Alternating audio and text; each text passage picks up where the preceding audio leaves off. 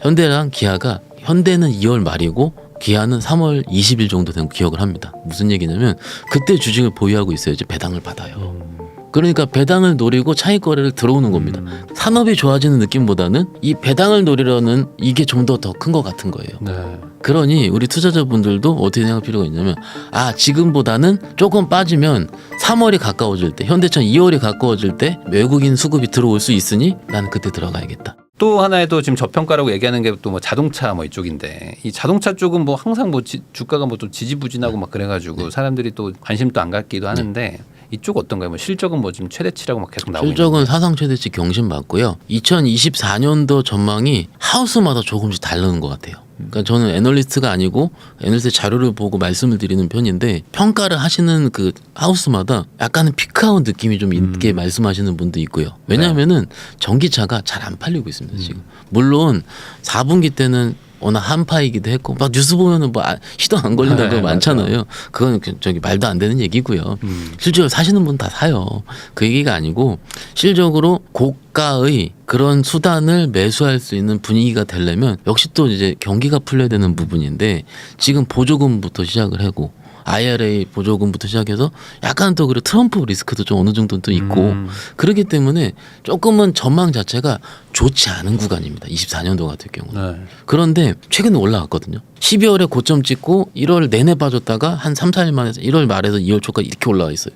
일단 이렇다 치고요. 그러면 며칠 왜 올라왔는지를 먼저 보자는 거죠. 우리가 알고 아까 말씀하신 밸류업 프로그램 정부에서 그러니까는 저평가된 주식 편하게 PBR 1 언더 되는 회사들한테 너희들 왜 이렇게 싸? 개선 계획 그리고 어떤 식으로 주주환원 정책을 쓸지를 거래소에 내 이거를 하는 거거든요. 네. 그래서 좀 창피하게 그 PBR 싼 주식도 이거를 정부에서 공표도 하겠다고 얘기를 하고 어떻게 보면 일종의 어느 정도는 일부 압박일 수도 있을 수도 있다고 봐요. 네. 왜냐면 뭐 창피할 수도 있으니까. 그러니까 기업 입장에서는 우리가 주주환원책을 내는데 이 내려면은 뭔가 이익에 대한 속도로 얘기를 해야 되고 사업 계획도 얘기를 해야 되고 여러 가지 하지 않겠습니까? 네. 그러니까 그것이 투명화되기 때문에 지수가 좋아진다. 당연히 저도 공감합니다. 그리고 이런 프로그램 자체가 아마도 작년에 제가 작년 초로 기억을 하는데 일본에서 시행을 한 거 제가 봤어요. 그래서 보고 나서 언제 좋아할까 했는데 작년부터 좋아지기 시작을 하더라고요. 그 프로그램 하면서 바로. 네. 바로라기보단 서서히 움직이는 거죠. 서서히 움직이는 거.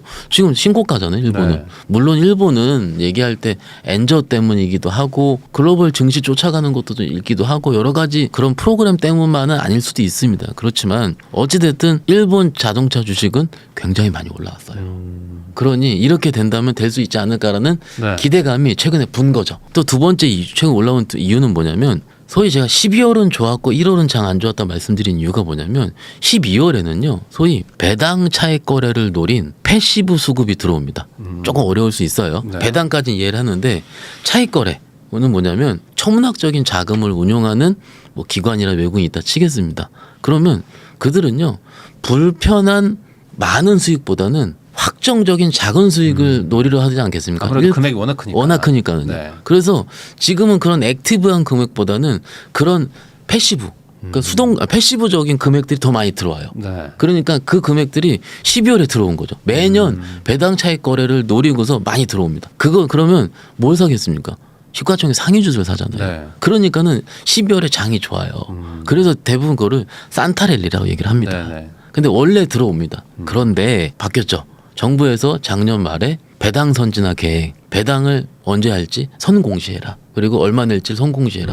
그게 맞긴 맞거든요. 네. 잘한 겁니다. 그래서 자동차주들이 현대랑 기아가 현대는 2월 말이고 기아는 3월 20일 정도 된 기억을 합니다. 무슨 얘기냐면 그때 주식을 보유하고 있어야지 배당을 받아요. 매년 12월에 들어왔던 그 자금이 지금 들어오는 거죠. 네. 그러니까 배당을 노리고 차익 거래를 들어오는 겁니다. 그 패시브성 자금들이. 그러니까는 올라온 거예요. 주식이 좋아지려면 주식을 사려면 그런 차익 거래가 아니면 회사가 이익이 진짜 좋아져야 되고 혹은 산업이 좋아져야 되는데 산업이 좋아지는 느낌보다는 이 배당을 노리려는 이게 좀 더 큰 것 같은 거예요. 네. 그러니 우리 투자자분들도 어떻게 생각할 필요가 있냐면 지금보다는 조금 빠지면 3월이 가까워질 때 현대처럼 2월이 가까워질 때 외국인 수급이 들어올 수 있으니 나는 그때 들어가야겠다. 이런 식으로 전략을 짜면 어떨까 싶어요.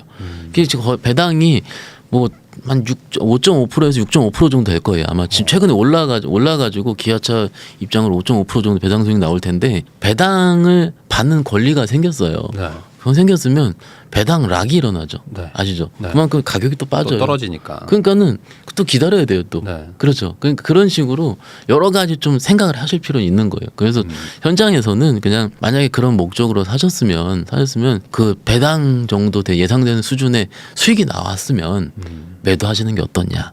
그리고 이제 부동산 하시는 분들 입장에서는 또 이런 예금이라 이런 금융소득이 많이 있잖아요. 네. 그럼 금융소득 혹은 배당소득까지도 종합과세에 포함이 되니까 종합과세 포함시키시지 말고 웬만하면 그냥 아직까지 매매 차익 비과세니까 비과세로 유지하시는 게 어떻겠느냐 이렇게 말씀을 드리고 있습니다. 그러니까 아무래도 자동차가 뭐 실적이 좋아서 뭐 재평가 받아서 올라간다기보다는 어떤 약간 지금 정부의 어떤 프로그램이나 아니면 아까 말씀하신 어떤 배당 때문에 잠깐 들어온 어떤 그런 자금들 때문에 지금 약간 일단은 올라가고 그럴 확률이 있는 높습니다. 예. 분위기가 좀 있다. 그래서 이게 뭐 앞으로 이제 저평가니까 막 쫙 올라간다 뭐 이렇게 생각하기에는 아직은 좀 시황이. 만약에 지금 가격대 자체가 한 3주, 한 2주 전 가격대로 빠져 있으면은 저는 괜찮다고 말씀드릴 수 있을 것 같아요. 근데 아직 지금은 최근 한 3, 4거래일 동안에 거의 10% 이상 올라왔거든요. 네.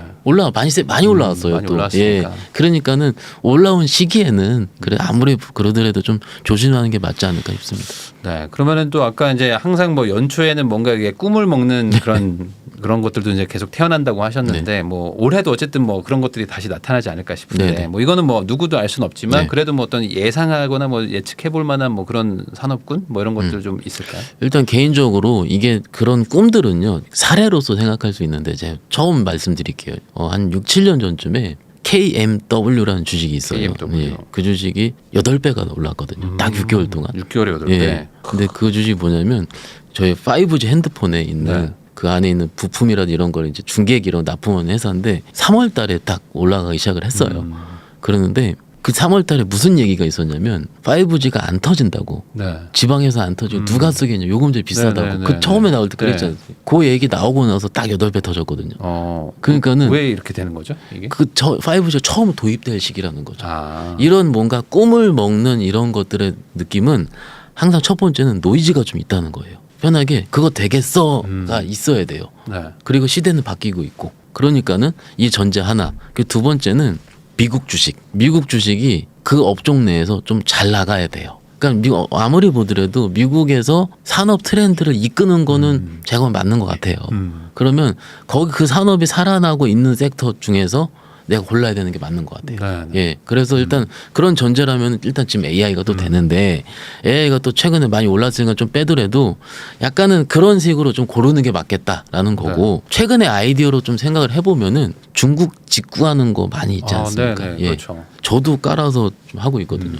그러니까 가격 차이가 좀 많이 나긴 하더라고요. 아니, 좀 심하게 나요. 너무 싸요. 뭐 몇천 원 수준으로 사버리니까. 예. 근데 그거를 저같이 그런 걸 별로 안 좋아했던 저는 약간 별로 안 좋아하거든요. 네. 그런데 새로운 사람들이 하잖아요. 그러면 이걸 뭐라고 주식 입장에서는 새로운 이익이 탄생한다 얘기를 하거든요. 항상 주식은 없었던 새로운 이익이 탄생할 때 많이 오르잖아요. 그러면은 그런 뭐 알리익스프레스, 테무, 뭐 네. 알리익스프레스 뭐 하나 또 만들려고 하긴 하던데 그런다면은 새로운 결제하시는 것들이 늘어난다. 그리고 유튜브에서도 쇼핑 시작을 하죠. 네. 또 새로운 결제죠. 그러면 결제 회사들은 어떨까? 아. 이런 식의 아이디어. 네. 좀 추천 개념이 절대 아니고 네. 조금은 항상 잭팟은 이런 데 터졌던 것 같아요. 여러 개 있을 수 있어요. 그리고 또 5월 달에 우주항공청 만들지 않습니까? 그러면 우주항공청에 들어갈 수 있는 혹은 일론 머스크가 스타링크를 통해서 계속 지금 위성 쏘고 있잖아요. 네. 그러면 위성을 만드는 회사라든지 이런 식의 아이디어를 한번 생각할 필요가 있다는 거예요. 그 안에 찾아보면 종목들 굉장히 많습니다. 거기서 각자 스터디 해보시면 좋을 것 같은데 아까 말씀드린 전제대로 조금은 허무맹랑할 수 있어요. 아 그게 되겠어. 나는 지금 어르신들 입장에서는 이거 어떻게 까시는지도 모르는데 사실은 네.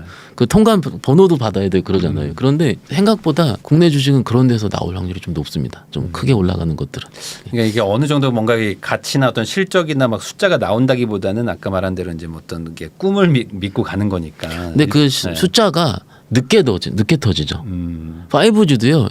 몇 년 있다 터졌어요. 숫자는요. 네. 항상 그런데 지금 그러면 로봇은 또 그렇잖아요. 네. 그러니까는 지금 좀 이런 말씀 드릴 때마다 좀 죄송스러워요. 왜냐하면은 정말 이거 저평가된 종목이니까 꾹 쥐고 들어가서 2년 있으면 혹은 1년 있다가 내 가치를 찾을 겁니다 말씀을 드리고 싶어요. 그러면 제가 정말로 주식에 대한 제대로 된 얘기를 드렸으니까는 뭐라 그럴까요? 조금 더 저도 마음이 후련하고 그러지 않겠습니까? 그런데 그렇게 제가 몇 년 동안 얘기를 했었거든요. 욕밖에 못 먹어요. 내가 들고 있었더니 안 간다. 근데 안 가니까. 안 가니까는 네. 솔직히 주식이라는 게 아시다시피 수익이 나야 들고 가는 겁니다. 그런데 그렇죠. 네. 이게 기본적으로 속성이 그래요. 그런데 이거를 조금은 저도 이게 이렇게 얘기하면 좀 너무 없어 보이잖아요. 그래서 대부분 전문가들 이렇게 얘기를 안 할 거예요 아마. 근데 저를 부르신 이유가 좀 솔직한 얘기를 하면은 이게 좀 맞는 것 같아요 제가 보기에는. 그래서 정리를 좀 하자면 이렇습니다. 조금 꿈을 먹고 가는 섹터는 조금 사야죠 대신에. 네네. 포트의 일부를 해야 되는 거고 뭐가 좋을지를 한 번씩은 한 주든 두 주든 보시면은 빠지더라도 내 자산 타격은 없잖아요. 네. 거의 없기 때문에 보시는 거고 아까 말씀하신 그런 섹터들은요 각 섹터마다 특징이 좀 있으니까는 좀 시기를 좀 다르게 매수하는 게 조금 더 낫지 않을까 싶다 이렇게 말씀드리는 거죠. 예. 결국에 이제 그런 것 같아요. 그러니까 아주 이걸 좀 뭐 편하게 얘기하면은 어떤 뭐 어디서든지 모르겠지만 뭐 하나 건수가 딱 터지면 그거에 따라 가지고 뭔가 이렇게 올라가는 약간 그런 것들도 좀 있기 때문에 아까 말씀하셨던 것처럼 뭐 미국에서 무언가 좀 이렇게 그렇죠. 일론 네. 머스크 갑자기 뭐 네. 한국에 뭐 투자 고려 중 뭐 이런 거 하면 네, 막 네. 갑자기 막 뜨고 뭐 그렇죠. 이런 거잖아요. 엄청 뜨긴 하죠. 예. 그냥 그런 것도 어찌 보면 우리나라 국장의 뭐 패턴이기 때문에 이런 것들을 아예 배제할 수는 없다. 네. 이렇게 얘기를 해주신 것 같아요. 그러니까 우리가 주식을 볼 때 미국 주식을 보고 한국 주식을 보기 때문에 제가 보기엔 문제인 것 같아요. 미국 주식을 보고 봐서 미국 주식은 소위 엔비디아, 네. 마이크로소프트 5배 가고 막 이러잖아요. 어떻습니까? 정말로 그거는요 제 기준으로는 너무나도 이쁘고 너무나도 사기 편하게 올라요. 계속 올라가. 예, 꾸준하니까 네. 언제 사더라도 수익이잖아요. 신고가 계속 신고가를 네. 이렇게 쓰고 있으니까는. 그러니까는 그거에 익숙돼서 국장을 보면 안 된다는 거죠. 근데 국내 시장 전통의 특징이 있습니다. 미국 시장 때문에 너무 좋아서 일본 시장도 지금 장난 아니거든요. 굉장히 좋거든요. 그런데 이걸 보고 나서 우리를 봤기 때문에 우리가 너무 안 좋게 생각하는 거지. 막상 저는 미국 주식은 그냥 조금만 하는 거고 전 국내 주식 다 한다 그랬잖아요. 네. 저 자부심 있어요. 국내 주식의. 네. 저 자부심 있어요. 그래서 그 전통 투자도 약간은 조금은 일부는 빠질 때 큰 것들 그리고 네. 좀 장이 좀 살아나면은 그다음에 좀 가벼운 것들 이런 식으로 네. 좀 일종의 패턴이 좀 있는 것 같습니다. 예. 아까도 잠깐 얘기해 주셨듯이 이제 한국 주식 안 하고 그냥 미국 주식 한다 이런 분들도 사실 많아져 가지고 근데 또 이제 막 시작하시려는 분들 입장에서는 미국 주식 보니까 뭐 신고가를 계속 찍고는 있는데 네. 요즘 뭐 사상 최고 가격이다 뭐 이런 얘기들 계속 나오다 보니까 이건 또 아닌 것 같기도 하고 뭐 이런 생각이 든단 말이죠. 네. 그러면 좀 미국 주식 쪽에 어떤 뭐 이렇게 꺾이는 거나 이런 분위기는 뭐 아직은 없을까요? 일단 미국 주식 아직은 제가 보기에는 꺾일랑 말랑하고 징 좋은 것 같긴 해요. 왜냐하면 많이 올라왔어요 미국도. 네. 미국도 그래서 일단 뭐 시총 상위주들 봤을 때 소위 그 밸류에이션이라고 그러는데 30배 넘는 것들 많이 생겼잖아요. 그러니까는 거기서 이제 빠진 명분이죠. 미국 주식도 명분이에요. 빠지면은 할 말이 없는 거예요.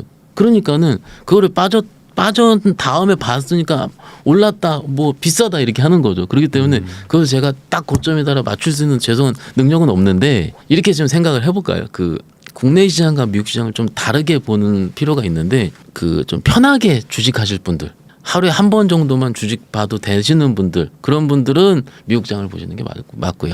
네. 그런데 조금은 단기간에 좀 빠르는 거와 그리고 이제 나는 이 트렌드를 빨리 하고 싶다. 네. 이런 분들 네. 혹은 제가 미국 주식을 그렇게 적극적으로 매매를 하지 않는 이유는 소위 대응이 안 되기 때문에 그래요.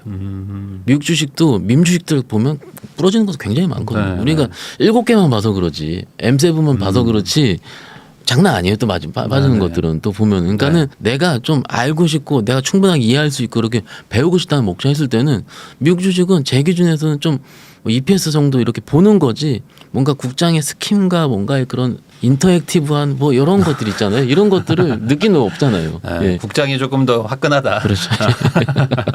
그러니까 이제 아무래도 좀 마음 급하고 이런 분들이 좀 미국 주식보다는 그렇죠. 한국 예, 예. 주식에서 예, 조금 예. 한 방에 막 터지고 막 이런 게 있으니까 상한가 막 몇 번 터지고 막 이러는 거 보면은 미국이 약간 좀 느리다 이런 생각을 하실 수도 있죠. 조금 이제 좀 빠르게 하시는 분들 예, 이렇게 그래서 약간 좀 성향에 좀 따라가야 성향이 된다. 차이. 그러면 이제 미국 주식에 어떤 뭐 영향을 줄 만한 뭐 이슈 같은 거 뭐 이런 것들은 뭐 없을까요?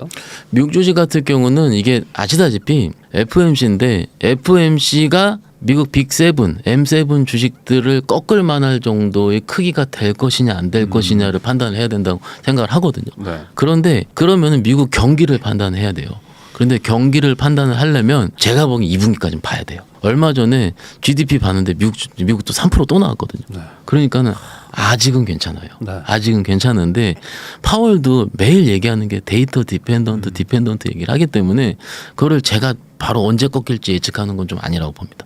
그런데 소위 좀 올라온 건 있으니 거기서 물량 조절을 할 필요 있는 거죠. 위에서 좀 팔고 밑에 사고 그런 필요하지. 일단 조금 지금은 좀 스테이해도 된다 이렇게 말씀드립니다. 그러면은 결국에 이제 FOMC에서 뭐 금리를 뭐 언제 내릴지는 모르지만 어쨌든 지금 말한 걸로는 내린다는 어떤 뉘앙스는 뭐 강하게 얘기를 네. 했고 그러면 이제 뭐 3번에서 뭐 6번 얘기가 나오고 있는데 뭐 그러면 뭐 6월이라고 만약에 가정을 하면 그때 금리를 내리기 시작하면 네. 그때는 그러면 어떤 영향을 줄 거라고 생각하세요? 그때 진짜 내리면. 경제 분위기가 리세션으로 판단되냐 아니냐라고 판단이 되겠죠. 네. 그러면 그 리세션을 할 때는 고용이 불어줘야 되고 다 불어줘야 돼요.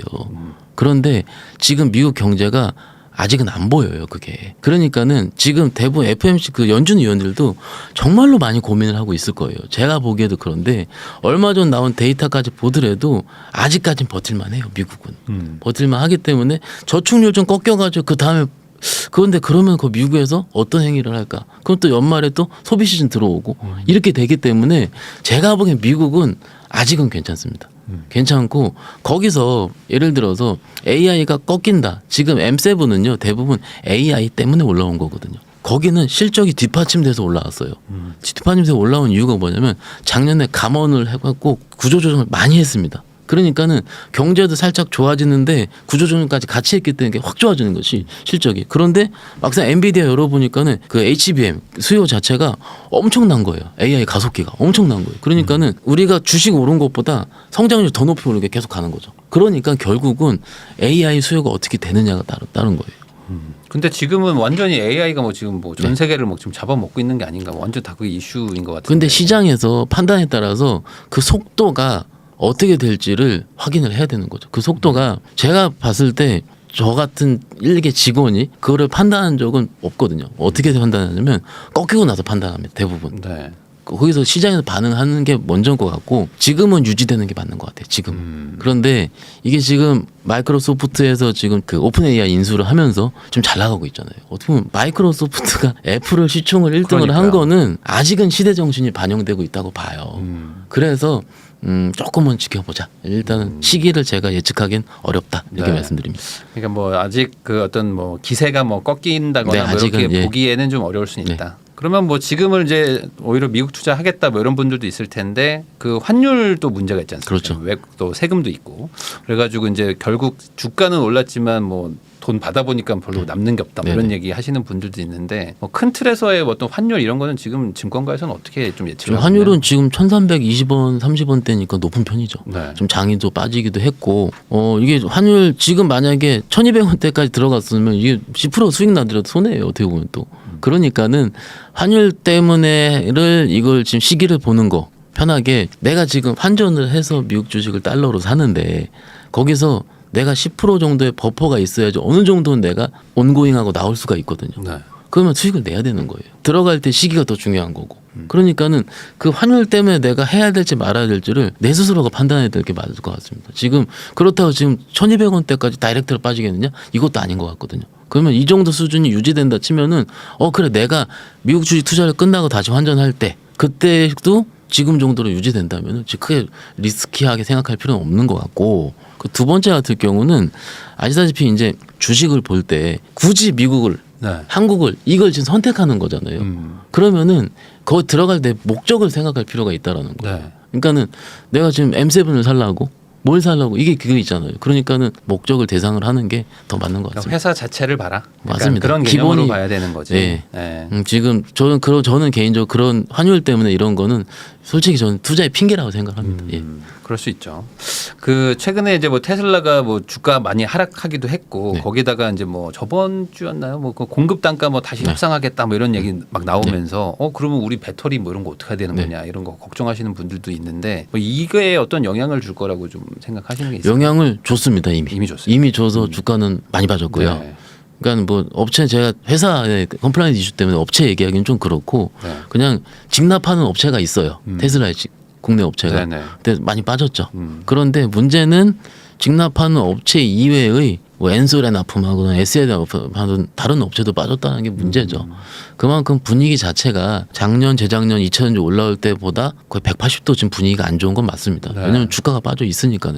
그렇게 보시면 될 것 같고요. 그러면 키는요 테슬라입니다. 테슬라.